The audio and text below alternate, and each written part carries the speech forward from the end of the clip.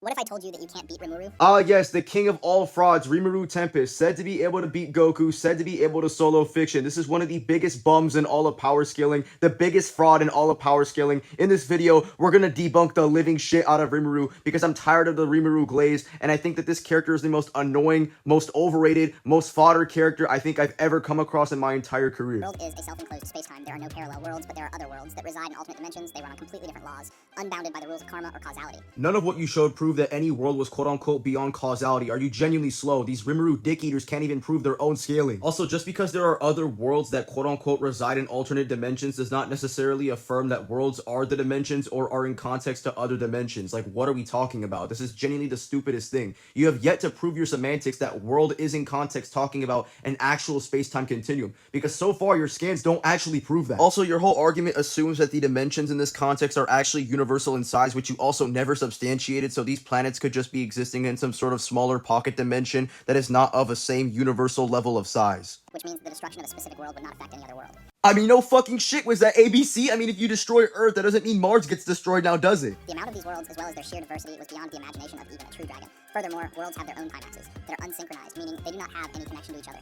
The amount of semantic coping you need to pull off in order to make Rimuru even low multiversal is genuinely insane with the craziest amount of semantics. You never prove that it's a multiverse. You never even prove that it's low multiversal. This is genuinely terrible. Because a phenomenon such as time axis synchronization could not be expected between different worlds in reality, even more so because they do not have any causality. Are you genuinely stupid? You just contradicted yourself in your own video. You talk about the worlds and mention scans about their time axes, yet they don't have a time axis because they don't function on causality. But what's funny is that these time axes aren't even in context to actual universes or something like that, but it's in context to just rather our universe within Tensura or just some other random ass pocket dimensions as I already established so far. Every plane of existence or world has parallel universes, also called timelines or cycles, and there are an infinite of them. Infinitely repeating, in fact. In simple words, Chloe had gone through an infinite amount of cycles, but each time Chloe went to another cycle, the child Chloe, that was soon to be summoned to that world, would eventually get thrown all the way into the past of another cycle until each cycle could continue generating.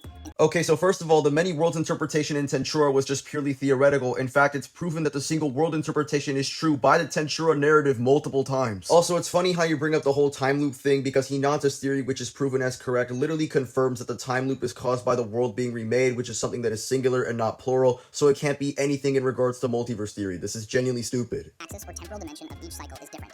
The problem with multiverse theory existing in Tensura is the fact that Chloe's entire existence gets overridden by a completely different Chloe, and if there were multiple timelines, this contradiction would not be a problem. Also, I'm not just going to take the phrase transcending time at face value without further substantiation on a specific context, because as I'm looking at the text, there's characters like Velgreen who have lost their sense of time. So transcending time may not even be referring to an actual abstraction or an actual dimensional transcendence, but rather something like their own subjective perception of time. Multiple times throughout the series. These axes are orthogonal to each other. There is a temporal transcendence between them.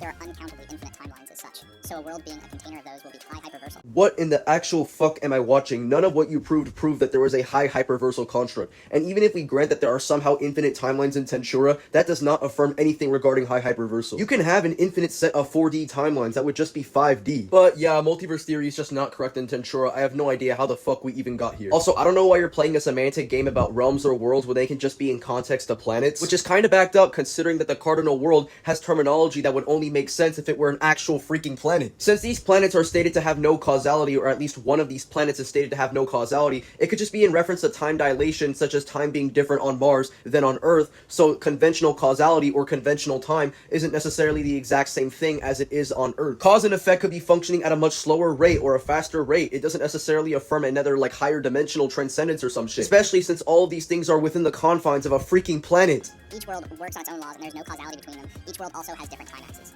Some worlds...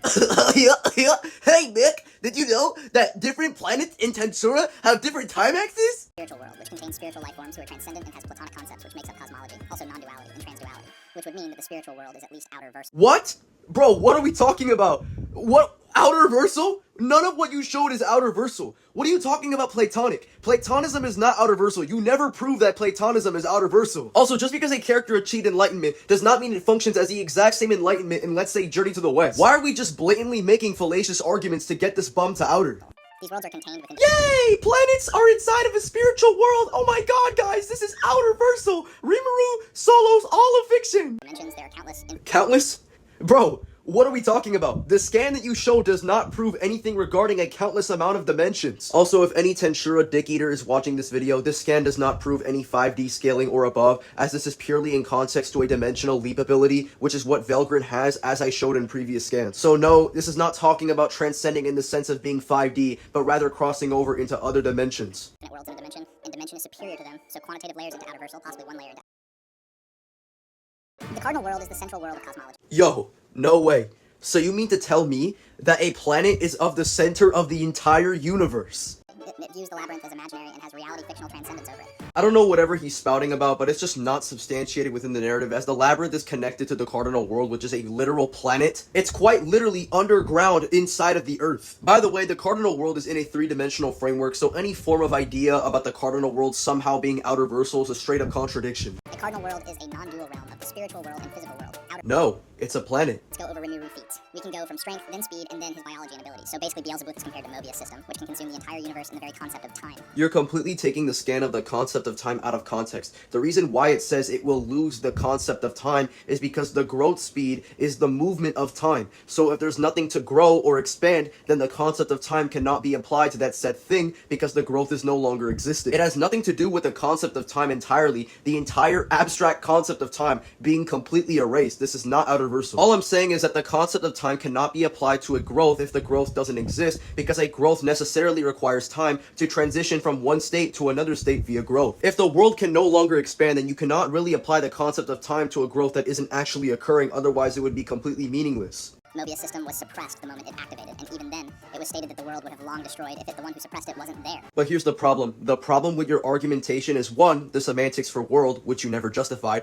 2, the universe could just be destroyed over time. It doesn't necessarily have to be extremely quickly or in a singular shot, which you never substantiated within your scans. Rimuru gained the supreme ability called Nihility Collapse upon his evolution into a true dragon, which is controllable via Manas Seal, and allows the destruction of the current world and the creation of a new one, initially used by Veldanava, the Great Holy Spirit, to create the world and the other great spirits. Rimuru can recreate 10,000 of Cardinal worlds, thus scaling to high outerversal, because I already gave the cosmology of Cardinal's world scale. Wow, brutal debunk. This feat caps at planetary. He's just recreating or rewriting the world 10,000 times over. I can recreate the planet 10,000 times over? Bro, this is planetary. How do you jump from high outerversal to planetary? This is sad. Feats for strength. Now let's go over his speed. Rim also could argue for infinite speed via instant movement. Space-time transfer is a space-time type scale that allows Rimuru to transcend space and time, to travel in time, arguably immeasurable speed. When they said that Rimuru has the ability to transcend space and time, that's in context to a teleportation. Why are you trying to apply hacks as an attribute of Rimuru's speed? That's intellectually dishonest. Moving in the end of space and time, where's no time, thus qualifying as immeasurable speed. Sorry, this is just not immeasurable speed. I don't know why you're trying to apply hacks attributes to make Rimuru's speed get upscaled when that's intellectually dishonest, as I said earlier. But also, the only way for Rimuru to actually interact with stop time is by manipulating information particles. It doesn't actually scale to Rimuru. Now, I would make more arguments against Rimuru, but the rest of this video was just covering Rimuru's hacks, and I was very bored while watching it. If you guys really need me to debunk all of Rimuru's hacks and try to see if he actually has all of them, as he's allegedly claimed to, I will make a part 2 if you guys want me to debunk that portion as well.